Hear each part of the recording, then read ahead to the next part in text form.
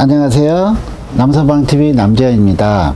제가 오늘은 뱃살 빼는 데 있어서 꼭 명심해야 될 거에 대해서 얘기를 좀 드리도록 하겠습니다. 왜냐하면은 부작용이 많이 있을 수가 있고 하기 때문에 꼭 명심해야 되는데요. 첫 번째는 단백질 섭취를 꼭 잘 해 주셔야 됩니다. 우리가 뱃살 빼는 목적은 근육을 보존하고 지방을 빼는 거거든요. 지방 중에서도 이제 뱃살을 빼는데 초점을 맞추는 게 가장 포인트이기 때문에 이걸 어떻게 하면은 잘 할 수 있는가가 사실은 중요하고 여러 가지 문제가 될 수 있는 거를 조심해야 되는데, 그 중에 있어서 첫 번째가 근육입니다. 근육이라는 거는 우리 몸에 아주 근간을 이루는 거기 때문에요. 이 근육이 빠지면은 몸이 무너지는 거나 마찬가지입니다. 우리가 성인병도 근육과 지방과의 싸움이라 얘기를 하듯이 근육이 있어야지만 되는데, 이 근육은 중요한 게 한 번 빠지면요 복구가 힘듭니다. 근육 만들어내는 게 쉽지 않다는 걸 알고 계시죠? 특히나 우리 몸에 있는 이 코어 근육들, 척추라든가 이런 몸의 중심축에 있는 이런 근육들은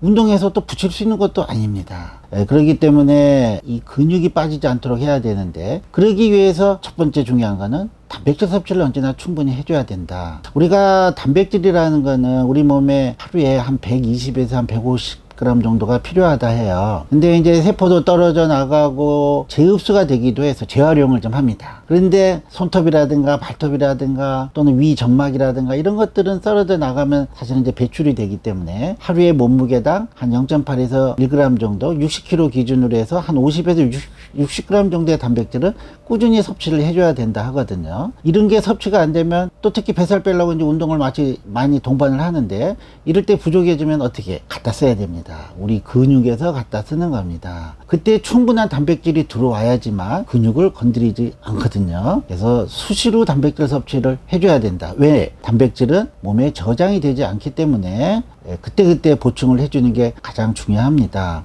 특히나 운동 전에도 좀 보충해 주는 게 좋고요. 운동 후에는 특히 보충을 해줘야 됩니다. 왜냐하면은 근육이 손상이 되기도 하고 좀 빠져나가거든요. 어차피 아무리 운동을 잘하고 해도요, 지방 60% 빠지고 근육 40% 빠지면은 잘 빠지는 걸로 되어 있습니다. 그래서 운동 후에 단백질 섭취를 해주는데 수분과 같이 섭취하는 게 좋습니다. 왜냐하면 운동할 때는 우리가 이렇게 숨 쉬는 것만 하더라도 많은 수분의 증발이 오는데, 특히나 가쁜 숨을 좀 쉬고 하는 이런 운동 때는 또 땀으로도 물론 나가는 것도 있지만 우리가 땀을 흘리지 않더라도 수분이 같이 많이 증발이 되거든요. 그렇기 때문에 수분과 같이 단백질을 충분히 섭취해 주는 게 좋습니다. 또 그 다음에 중요한 거는요, 운동을 할 때 너무 막 죽기 살기로 그냥 빡세게 운동을 하거든요. 그런 심한 운동은 체지방, 뱃살 빼는데 별로 도움이 되지 않습니다. 이 심한 운동 같은 경우는 노동이거든요. 우리가 운동 그렇게 열심히 해서 건강에 좋다 하면 운동선수는 100살, 120살 살아야 되겠지만 실제로 그렇지는 않습니다. 이런 과도한 운동은 많은 스트레스로 작용을 하기 때문에 과도한 운동이 꼭 뱃살 빼는데 좋은 건 아니다. 특히 무산소 운동 같은 경우를 했을 경우에는 근육이 더 빠지는 걸로 되어 있습니다. 유산소 운동이라는 거는 자기 최대 운동량의 한 50에서 60% 정도만 사용을 하는, 땀이 살짝 나는 정도의 운동을 얘기를 하는데요. 이런 유산소 운동을 했을 때 체지방 연소가 많이 일어나는 것으로 되어 있습니다. 그래서 과격한 운동이라든가 근력 강화는 필요한 분들이 하는 거고요. 근력 유지 운동 정도로 해서 유산소 운동 80, 그 다음에 근력 강화 운동은 한 20% 정도, 뱃살 빼는 데는 무조건 유산소 운동이다. 그래서 너무 심한 운동을 목표로 해서 하려고 하지 않으셔도 좋습니다. 에너지는 소비가 되는 순서가 있거든요. 우리가 지방이라는 거는 에너지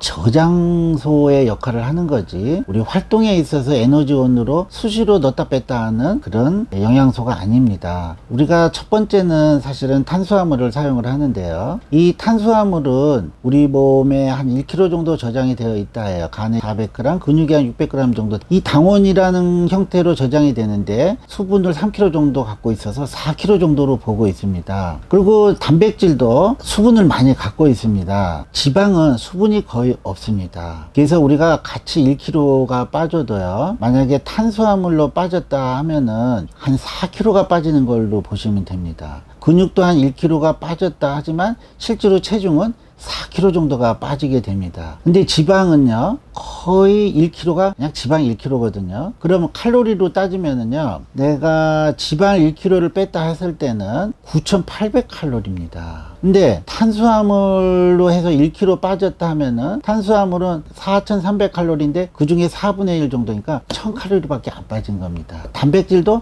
1,000칼로리밖에 안 빠진 겁니다. 그래서 내가 체중을 뭐 한 달에 10kg, 20kg 뺐다 하는 거는 사실은 근육이 빠졌다 이렇게 보시면 됩니다. 왜냐하면 지방이라는 거는 9,800칼로리이기 때문에 우리가 2,000칼로리 먹는다 치면은요, 한 5일은 꼬박 굶어야 빠질 수 있는 거여서요, 내가 지방 한 5kg 정도 빼려 하면은 한 25일은 굶어야 되는 거거든요. 지방으로만 내가 한 달에 5kg 뺀다, 불가능한 얘기입니다. 지방으로 해서 내가 한 달에 한 2kg 정도 빼도 아주 잘한 거거든요. 그래서 급격한 체중 감량을 원하지 마라. 그거는 이론적으로 또 의학적으로 나올 수가 없는 수치입니다. 거기에 대부분은 근육이 빠졌다 이렇게 보시면 되고요. 실제로 우리가 운동을 통해서 체중을 빼면은요, 체중 변화가 거의 없는 경우도 많아요. 왜냐하면 근육이 붓고 체지방을 사용을 하면요, 오히려 체중은 증가하는 걸로도 나올 수가 있는 겁니다. 그래서 우리가 살을 뺄 때는 체중계를 보지 마라. 허리 벨트만 봐라.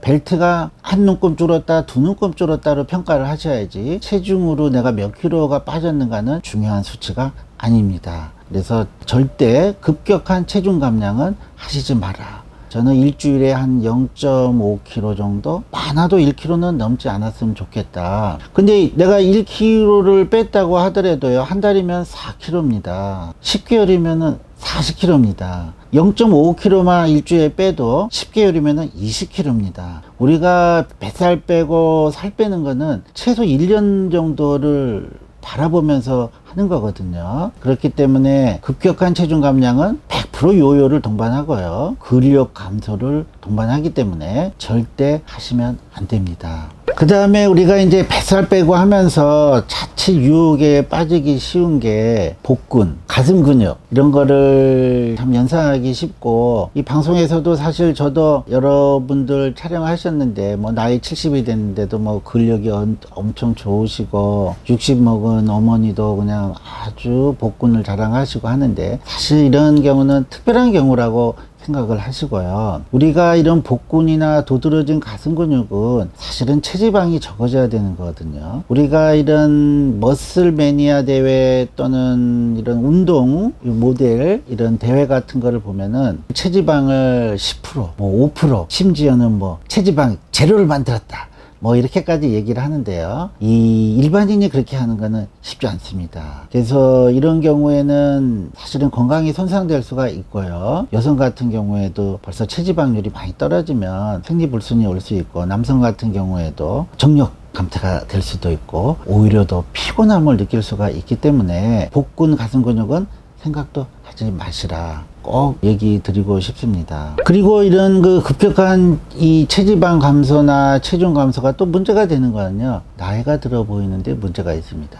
특히 근력 감퇴가 되면은 우리 몸에 이런 근육뿐만 아니라 피부를 지탱하고 있는 콜라겐, 이게 또 단백질이거든요. 이런 단백질이 어느 정도 있고 또 피하 지방이 어느 정도 받쳐줘야지만 피부가 탱탱하고 동안을 유지할 수가 있는데, 이런 것들이 무너지게 되면은 급격하게 늙어 보이고 노화가 되는 거를 가속화시킬 수가 있기 때문에 절대 하셔서는 안 됩니다. 괜히 뱃살 빼려다가 더 늙어 보이고 또 몸도 더 지치고 할 수가 있기 때문에 꼭 명심하셔야 됩니다. 많은 유튜브나 방송에서도 나오는 얘기지만 사실은 공복시 운동, 이제 간헐적 다이어트에 대해서 많이 얘기들을 하고 있고, 어느 정도의 체중 감량을 위해서는 이런 공복시 간헐적 다이어트가 필요하죠. 저 역시도 그 전에 뱃살 빼는 영상에서 이런 간헐적 다이어트에 대해서 많이 강조를 했었습니다. 하지만 이거는 단시간에 해야 되는 거지 이거를 수주 이상 지속할 수는 없습니다. 왜냐하면 이런 공복 상태에서의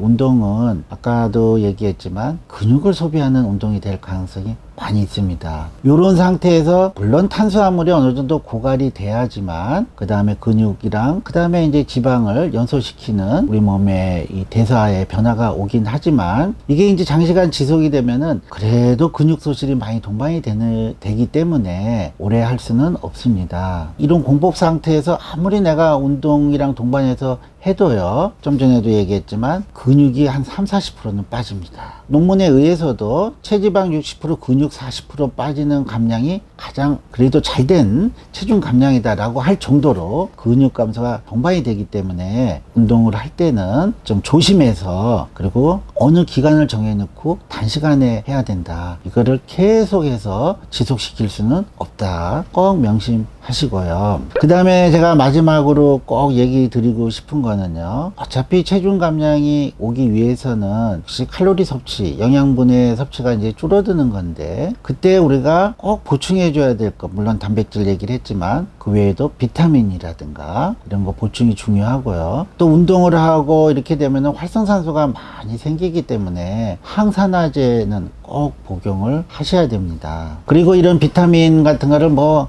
비타민 C, E, 지금까지 매일 다 하나하나 다 챙겨 드실 필요까지는 없고요. 이렇게 종합 비타민, 거기에 미네랄 들어있는 거 한두 알로 복용할 수 있는 것들 많이 있으니까 이런 거 꼭 복용해서 부족한 영양소가 없는지, 그리고 활성산소 없애는 데 도움이 될 수 있도록 하셔야 됩니다.